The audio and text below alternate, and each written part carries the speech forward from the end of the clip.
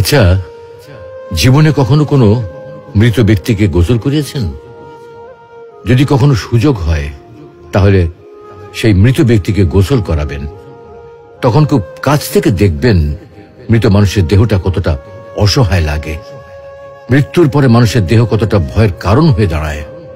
সুযোগ পেলে রাতে লাশটা পাহারা দেবেন, তখন বুঝতে পারবেন প্রিয় মানুষটার লাশ রাতের বেলায় আপনার কাছে কতটা অদ্ভুত লাগে, কতটা ভয়ের কারণ হয়ে ওঠে, কতটা আতঙ্কের কারণ হয়ে যায়। সুযোগ পেলে মৃত ব্যক্তির শরীরে একটু হাত লাগিয়ে কিছুক্ষণ তার স্পর্শ নেবেন। আপনি তখন উপলব্ধির সুযোগ পাবেন এই পৃথিবীতে বিশাল প্রভা প্রতিপত্তি মৃত্যুর পরে কতটা নির্যাতনের রূপ নেয়। সুযোগ পেলে আপনজনদের লাশ কবরে নামাবেন খুব আগ্রহ নিয়ে।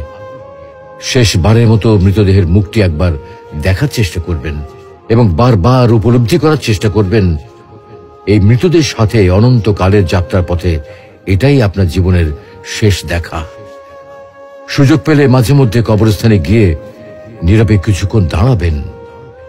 এরপর মনে মনে চিন্তা করবেন জীবনের লাভ ক্ষতির হিসাব। এই মৃত মানুষগুলো এই পৃথিবীতে কি করে গেছেন, কাদের রেখে গেছেন।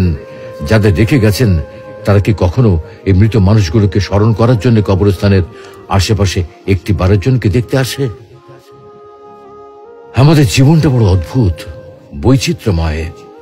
আমরা এর জন্য ওর জন্য, ধন সম্পদের জন্য, ঐশ্বর্যের জন্য, বাড়ি গাড়ি টাকা পয়সার জন্য কত না মায়া দেখাই, আগ্রহ দেখাই, আরো চাই আমাদের। অথচ এই জীবনে আমরা মৃত্যুর কথা না ভেবে, পরকালের জবাবদিহির কথা না ভেবে কিভাবে আরো সম্পদ অর্জন করতে পারি সেই চিন্তায় বিভোর থাকি। হায় রে জীবন, এখনো সময় আছে, ফিরে আসুন মহান রবের দিকে।